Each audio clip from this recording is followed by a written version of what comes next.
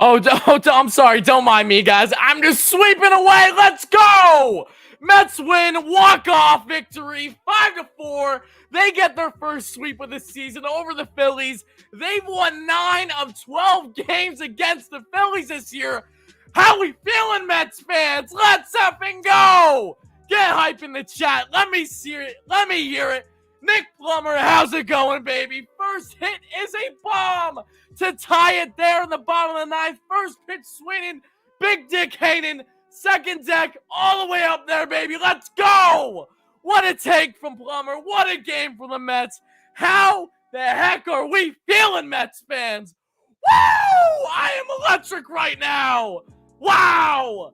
32-17 on the season is your Amazins after this first series sweep of the year, guys. We'll be breaking down everything that there is to know from this series, of course.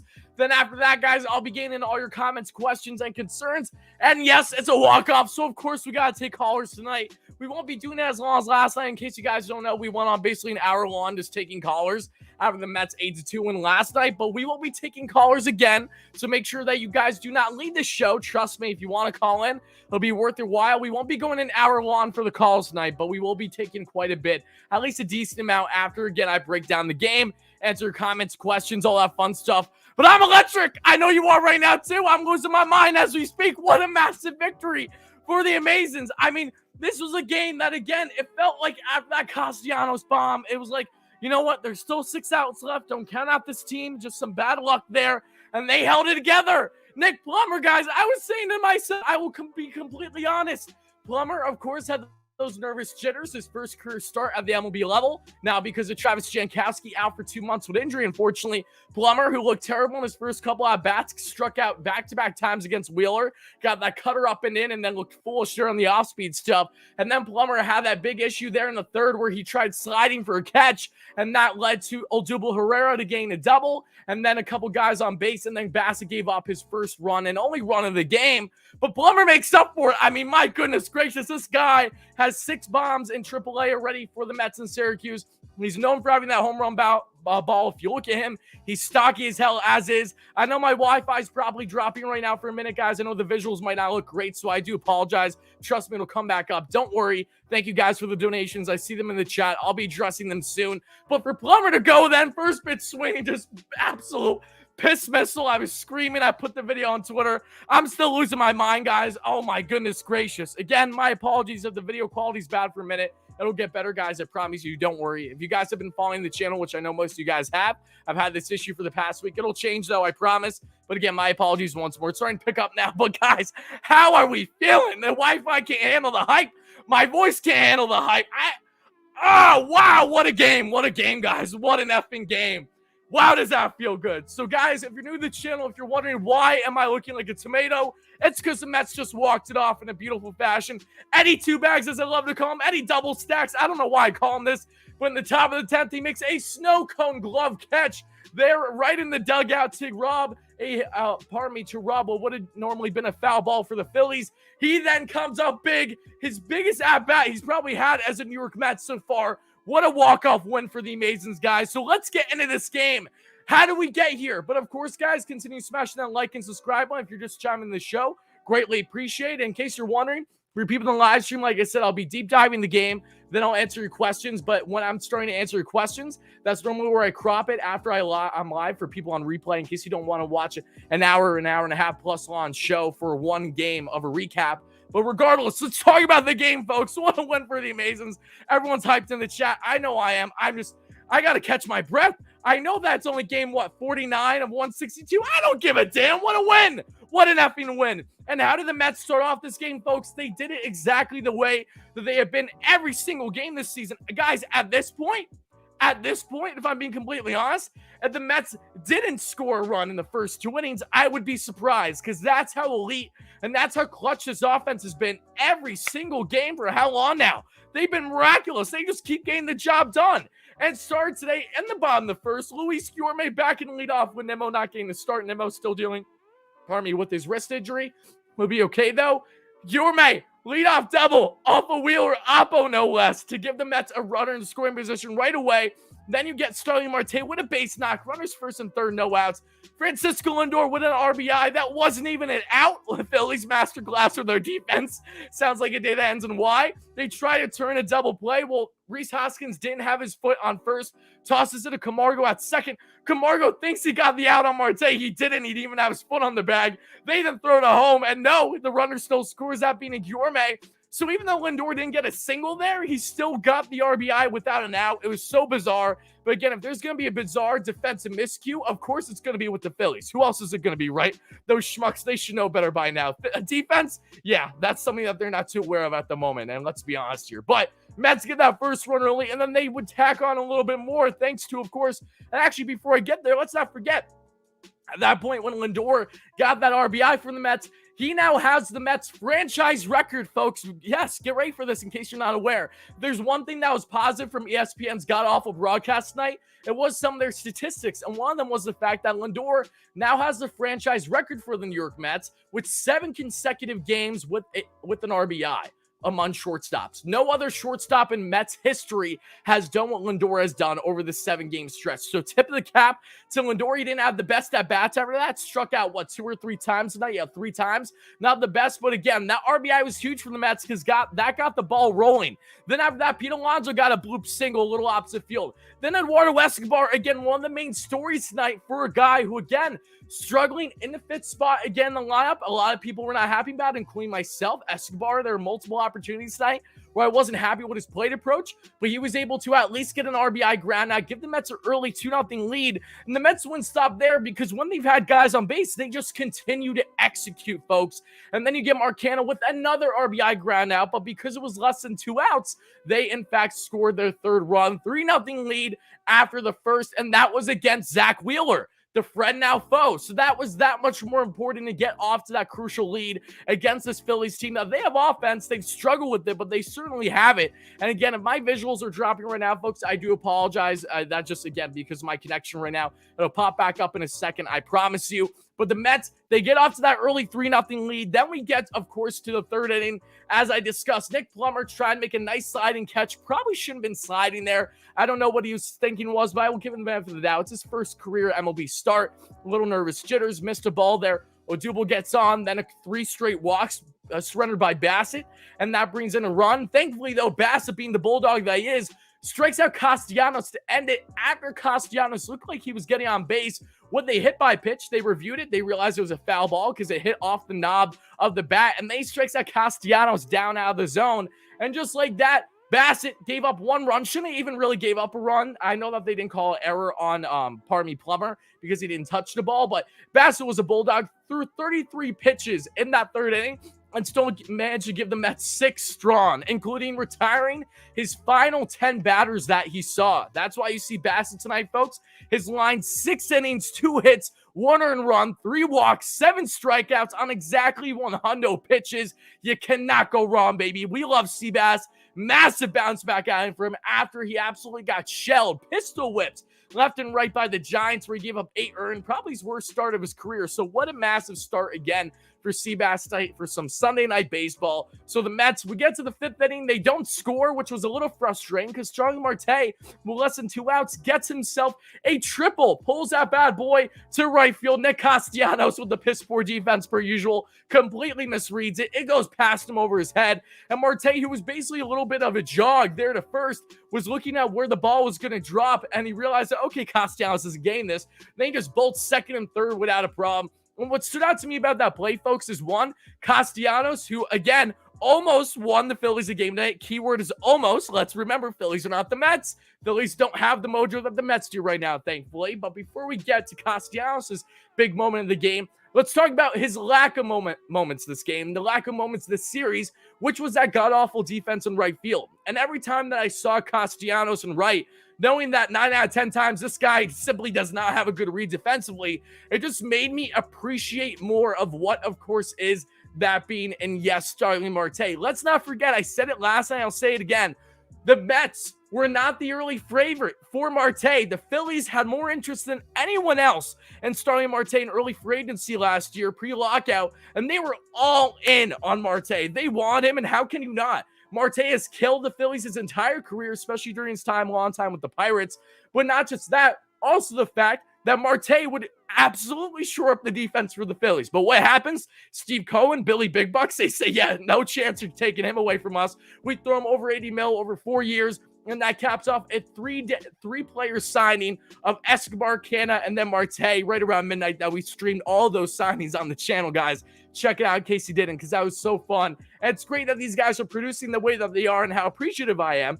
So again, it was frustrating that the Mets weren't able to get a run in when Marte was on third with less than 2. And that was something that I was a little concerned with, because after the Mets got their first 3 runs of the game, Zach Wheeler did what Zach Wheeler does, and he got in a groove, and he shut down the Mets good. He had 7 strikeouts tonight over 6 innings, only gave up 4 hits. Wheeler had a really good start and just got screwed over by some piss-poor defense per usual from the Phillies. But then we get, of course, guys, to the 7th inning, and this is where we had a big scare, but thankfully it was a scare and not something that actually held true in the sense of it ended up being a big issue.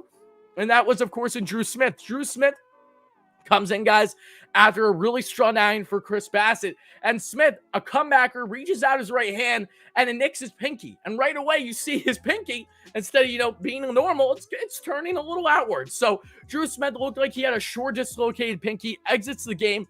Thankfully, though, he had x-rays. He's okay. He's just day-to-day. So thank God that Drew Smith is fine, because the Mets, they've taken such a beating already, not just for the rotation, but with inconsistencies in their pen. And the last thing that they need is Drew Smith, who's one of their best leverage relievers currently, even though he got worked over this past couple outings, not yesterday because he pitched 1 scoreless yesterday, but outside of that, I mean, Drew Flo, what he has been able to do for the Mets this season has been huge. So thankfully, again, good update with him. It's not broken. X-rays came back negative, so that's a positive.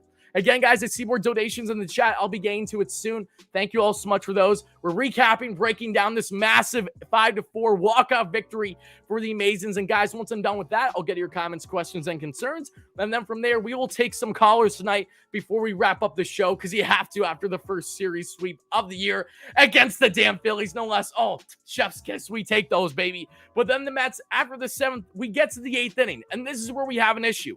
Joely Rodriguez, who again didn't have his best outing today, but really should have gotten out of the jam, got screwed over by the ump on some calls, and that led, of course, Adam Ottavino to come in. All Adam needed was 1 out. We needed 1 out there in the 8th inning, but unfortunately, that was too much asked for Adam, who would look nasty right away with a beautiful slider down away, then a fastball that caught Castellanos looking. After that, you would think, okay, Ottavino, he's known for that ridiculous slider down away.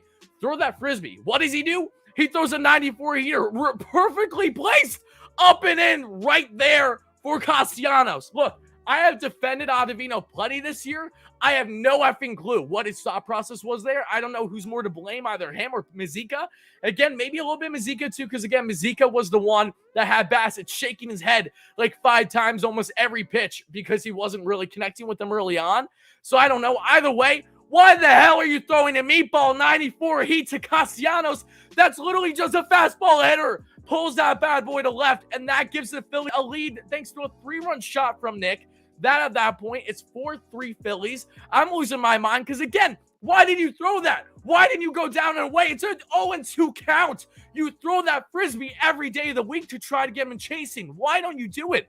I could understand the fastball up and in a little bit more. Maybe if you threw the frisbee down away and he didn't bite, okay, so then maybe you throw him off a little bit by then going up and in. I just didn't understand. I still cannot comprehend what the thought process was behind that pitch. I'm pissed off about it. But again, thankfully, it didn't mean too much in the end. Just really poor placement there by Ottavino, and I really hope that that doesn't happen again. And one thing that I have noticed with Adam is that he just is not as much of a high leverage guy as the Mets have made him out to be, especially with Joely. Ends up giving up 2 earned tonight. Who knows? Maybe Joely would have gotten the out there in Castellanos.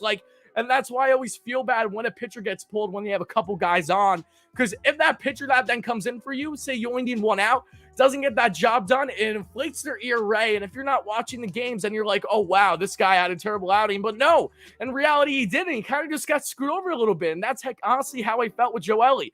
The ump was a bitch. Sounds like a day that ends in Y. And that unfortunately led to Ottavino coming in and just not getting the job done. So no less, the Mets are down by a run. We see that. Then we get ourselves, of course, to the 9th inning, right? We get ourselves to the bottom of the 9th. This is a Mets game again. without Jeff McNeil, without Brandon Nimmo. Both of them were out. McNeil was basically day-to-day. He ended up pinch hitting, being the second batter, however. He pinch hit in this one for Patrick Mazeika there in the ninth. But Nick Plummer, who looked atrocious at the plate all game long, when I saw him there, before I could even really react, that Plummer was still batting the lead off.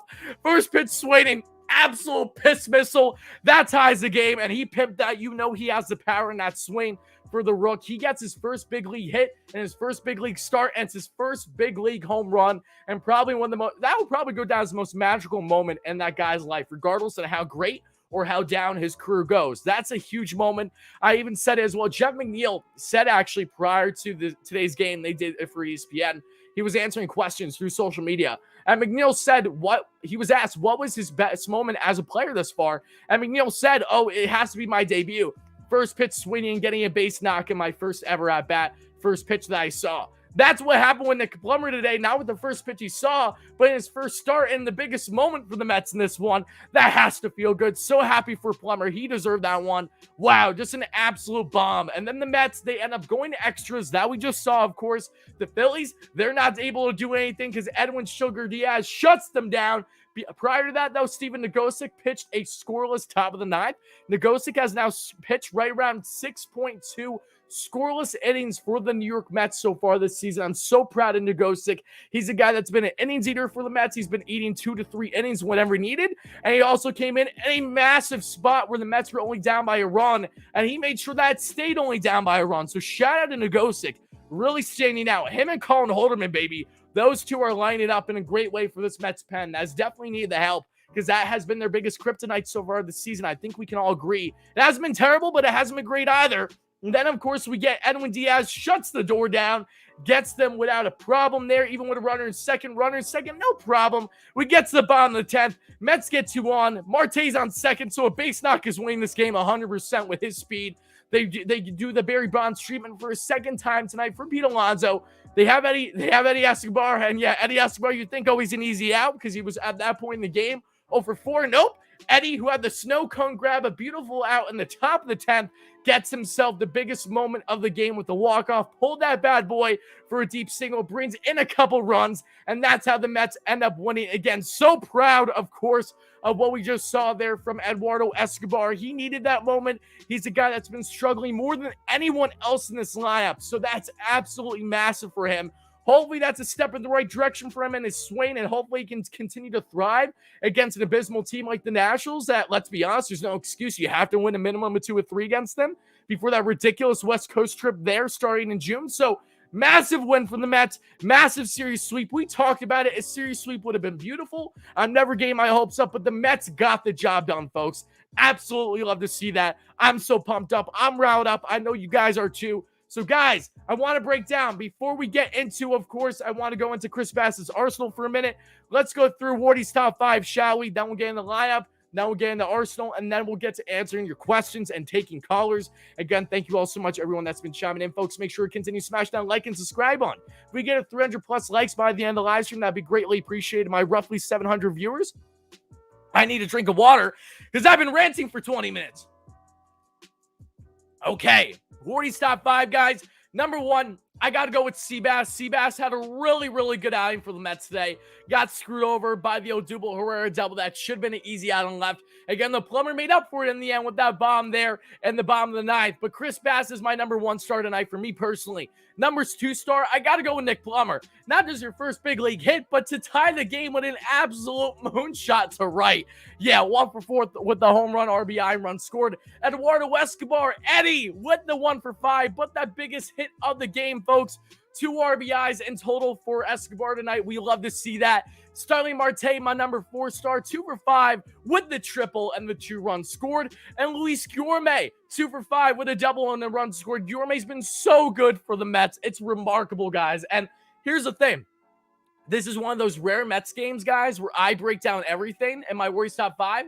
And the guys that got the RBIs for the Mets and the bottom of the first, only Escobar ends up getting my top 5 because guys like Canna and Lindor, I couldn't justify putting them in there. I thought that they didn't have as good of a games. Yes, they got RBIs, but Lindor, it should have been an out. It wasn't out, and it wasn't a single. Lindor went 0 for 5 today with that run scored in the RBI. Canna had that RBI ground out, so you can make you can justify putting them in the top 5, but for me, I just couldn't. I felt like that this was the best way to go about it. And going through the Mets lineup tonight, again, folks, outside of that, what we just discussed, Pete Alonso went 1 for 2, had a couple walks, had 3 walks on the night, as a matter of fact. Shout out Alonso on base came. Alonso's now 286, 881 OPS on the year. Guillorme, 355 average, 898 OPS. Marte, 278, 737 OPS. Let's see, Lindor, 253, 790 OPS. Eduardo Escobar, 225, 666. Not a great number, but he's building those numbers up a little bit at least. Mark Canha, 282, 736 OPS. Dom Smith went 0 for 2, but did have a walk and a hit by pitch, so he did get on base at least a couple times tonight. Nick Plumber, again, 200 average, 1,000 OPS because of that tank, rightfully so. Mizika went 0 for 3 tonight, but that didn't matter too much. He's batting under 200 now. Let's get him back to at least 200. That'd be great to see as a sub 600 OPS. Mets catchers just don't know how to hit this year. Mazika's been hitting. When he does, it's an extra base hit. But if it's not an extra base hit, it's normally a strikeout, something along those lines. McNeil over 1 with the pinch hit. That's fine. And then Bassett, Drew Smith, Joely, Ottavino, Nogosic, Edwin. Those were your pitchers. And going through Bassett's arsenal quickly, guys, before I get to your comments, let's talk about it for 1 second because I was really impressed with Bassett's arsenal. Again, for him to throw 33 pitches, that have bases loaded less than 2 and get out of the jam, only giving up 1 run in the third was so damn impressive. And I really believe deserves a lot of recognition for what he was able to do. But let's go through it once again, folks. Again, looking at Bassett's arsenal here, with that 6-pitch mix that he utilizes, probably better than most pitchers in baseball. The sinker at 27% of his arsenal tonight for Bassett, topping out at 95. The minimum was 92, and the average was 94 for the velocity. Then you have the cutter, 24% of Bassett's arsenal, topping out at 93, minimum 86, average that being in 90. Slider, 19% of Bassett's arsenal, topping out 87, minimum 75, average 78. Four-seam fastball, 15% of his arsenal there, topping out at 95, minimum 94, average 94. Curveball, 11% of Bassett's arsenal tonight, topping out 78, 76, minimum 72, average 74, and probably the, the changeup there, minimum, only 4% of his arsenal tonight, folks, topping out 88, minimum 86, and average 87. And in case you guys don't know, my favorite pitch for Bassett has and will always be that slider. It is so dominant. The fact that this guy, and it would always blow my mind, it has a 10-mile-per-hour difference in his slider. It can look slow, and then it can look really fast. Like, again, the minimum 75 and topping out 87. That's ridiculous. I love that slider, and I love Seabass. What a massive bounce back for him. So, guys, Mets win 5-4 in a walk-off fashion, their first series sweep of the year. Now it's time to get to your donations, answer your questions, and get some callers in here in the show before we wrap things up. So, guys, on the live stream, to my 600 to 700 viewers, I'm going to start answering all your comments right now. And then, of course, for people on replay, this is where I'll be cutting things off. So, guys, let me know your thoughts in the comments below. How do you feel about the Mets winning their first series sweep of the year, guys? Who would have thought that would take in the Mets this long after now being 32-78 to finally secure a series sweep? No less, they got the job done finally against a Phillies team, winning 9 of 12 games against them this year. We take that every single day, baby. Let me know your thoughts. What was your biggest takeaway from this series overall? Make sure to let me know. Again, for people in the live stream, we'll start answering your comments now. But again, for people on replay, this is where I'll be cutting things off.